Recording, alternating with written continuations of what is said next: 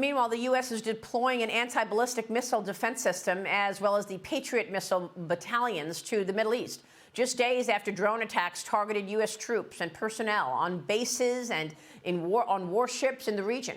Secretary of State Antony Blinken spoke on the Sunday shows over the weekend about the threat to U.S. forces. Watch this. We are concerned at the possibility of Iranian proxies escalating their attacks against our own personnel, our own people. We're taking every measure to make sure that we can defend them and, if necessary, respond decisively.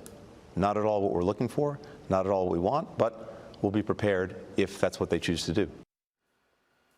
Joining me right now is Florida Congressman, House Armed Services Committee member, and House Foreign Affairs Committee member Michael Waltz. Congressman, thanks very much for being here this morning. Your reaction to all of this?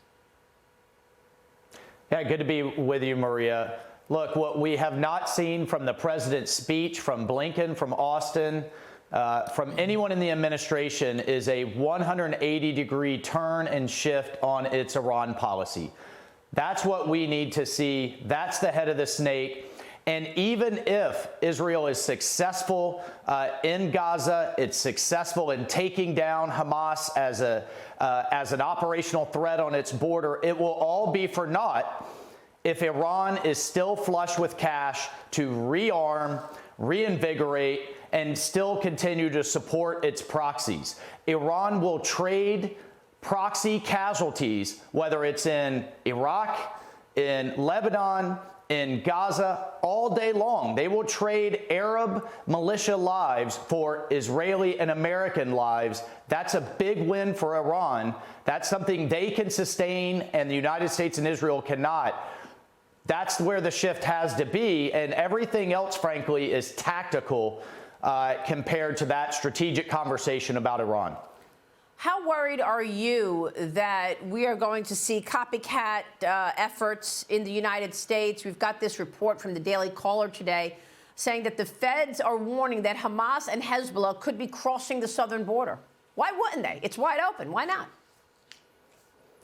Maria, it's not only why wouldn't they, we already know that they have. Just a few years ago, the IRGC was collaborating with Mexican drug cartels to infiltrate people over our border and explosives to bomb locations in Washington, D.C. to try to take out the Saudi ambassador. We also have had operatives arrested and tried in the Southern District of New York for conducting reconnaissance on critical infrastructure in the United States. So we know this is part of their playbook. Should there be any type of conflict, should we pressure them too hard, that they will unleash their operatives in the United States. Again, you have to dry up the head of the snake, and the metric that I watched under the Trump administration with Trump and Pompeo was that all of the proxies, you heard Radcliffe say this as well, were complaining that they weren't getting their money from Tehran, that they couldn't fund their terrorism anymore. That's where it all starts. We could do it tomorrow by limiting their oil, cutting off the waivers, unleashing American oil and gas to drive down the price on international markets. Not only would that dry up Iran's war funding, it would dry up Russia's too. We're working against ourselves because of this failed energy policy from this administration.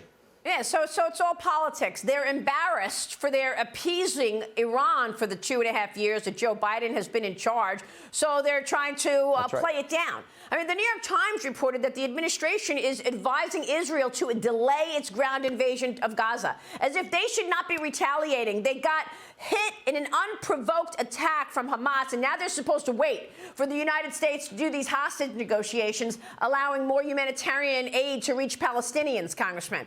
Okay, we also know that there were actual Iranian spies working in the administration, as you just said. Here's John Radcliffe with me yesterday. Watch this. Intelligence on this was unequivocal, and that was that Iran was essentially broke. They were saying that themselves in the communications that we were able to listen to, and the Biden administration was very aware of that, and yet they reversed course. And you wonder why, Maria? Well, what Senator Cruz just told you is now the inescapable truth. It turns out that Iran was negotiating with Iran. that in talking with the Biden administration, it was pro-Iranian, anti-Israeli negotiators on everything from nuclear negotiations to hostage negotiations. Yeah, I mean, it wasn't just Robert Malley working in this administration, was it, Congressman? No, a number of his lieutenants have spread out all over the administration, including the chief of staff for special operations in the Pentagon. And the Pentagon just replied to an inquiry from Senator Ernst saying not only is she still there, she still has access to all of the classified systems and that her security clearance was properly granted. Yet we know she was checking in with the Iranian Foreign Ministry before and after briefing Congress on the Iran deal.